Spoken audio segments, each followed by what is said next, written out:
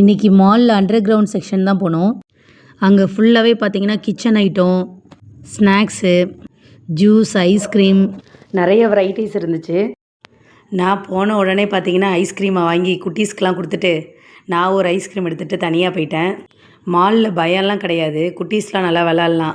எனக்கு ice cream, milk ஷேக்னால் உடனே சாப்பிட்ருவேங்க. இது ரெண்டும் எனக்கு ரொம்ப பிடிக்கும். மாலில் ஒரு நாள் ஃபுல்லாக ஸ்பெண்ட் பண்ணக்கூடிய இடம் பார்த்திங்கன்னா கிரவுண்ட் செக்ஷன். கல்யாணத்துக்கு முன்னாடிலாம் எந்த கடையில் எந்த ட்ரெஸ்ஸு நல்லாயிருக்கும்னு தேடி தேடி அலைஞ்சனாங்க. இப்போ கிச்சன் ஐட்டம்ஸ்லாம் எங்கே நல்லாயிருக்கும், எங்கே சீப்பாக இருக்கும், எங்கே குவாலிட்டியாக இருக்கும்னு தேடி தேடி அலைஞ்சிட்ருக்கோங்க. இப்போல்லாம் ட்ரெஸ்ஸு பக்கம் போகிறதே கிடையாது. சுடிதாராக எடுத்து அடுக்கின நிலமை, பாத்திரமாக எடுத்து அடுக்கிற நிலமை வந்துருச்சுங்க. மாலில் சில்வர் ஐட்டம்லாம் பார்த்திங்கன்னா செம்ம குட்டி சொம்பாக இருந்துச்சு. அது வந்து 900 ரூபா போட்டிருந்தாங்க. குட்டியாக இருந்துச்சு. இடையில நம்ம சப்ஸ்கிரைபர் ஒருத்தங்க ஹாய் சொன்னாங்க, ஹாய் சொன்னோம். நான் ஒரு ஸ்பூன் செட்டு வாங்கினேங்க. கிட்டத்தட்ட 10 ஸ்பூன் இருந்துச்சு, 200 ரூபா. நல்ல குவாலிட்டி. எல்லா ஃப்ளோர்லேயுமே பார்த்திங்கன்னா எஸ்கலேட்டர் இருக்குது. செம்ம ஜாலியாக இருந்துச்சு ஏறி ஏறி இறங்குறதுக்கு. சில்வர் ஐட்டம்லாம் பார்த்திங்கன்னா நிறைய வெரைட்டிஸ் இருக்குது.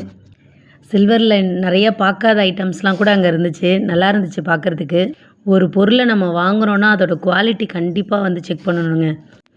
ஒரு ஸ்பூன் நம்ம 10 ரூபாய்க்கு வாங்குறதுக்கும் 30 ரூபாய்க்கு வாங்குறதுக்கும் டிஃப்ரெண்ட் நிறையா இருக்குது. 10 ரூபா ஸ்பூன் கண்டிப்பாக ஒரு வாரத்துலேயே உடஞ்சிரும். இந்த 30 ரூபா ஸ்பூன் பார்த்திங்கன்னா கண்டிப்பாக ஒரு வருஷம் ஆனாலும் உடையாது. அந்தளவுக்கு நல்லா குவாலிட்டியாக இருக்கும். 10 ரூபா முன்ன பின்னனாலும் நம்ம குவாலிட்டி பொருளே வாங்குவோம். நீங்கள் பொருள் வாங்கினீங்கன்னா ரேட் பார்ப்பீங்களா, இல்லை குவாலிட்டி பார்ப்பீங்களா, இல்லை ரெண்டுமே பார்ப்பீங்களான்னு கமெண்டில் சொல்லுங்கள். தேங்க்யூ.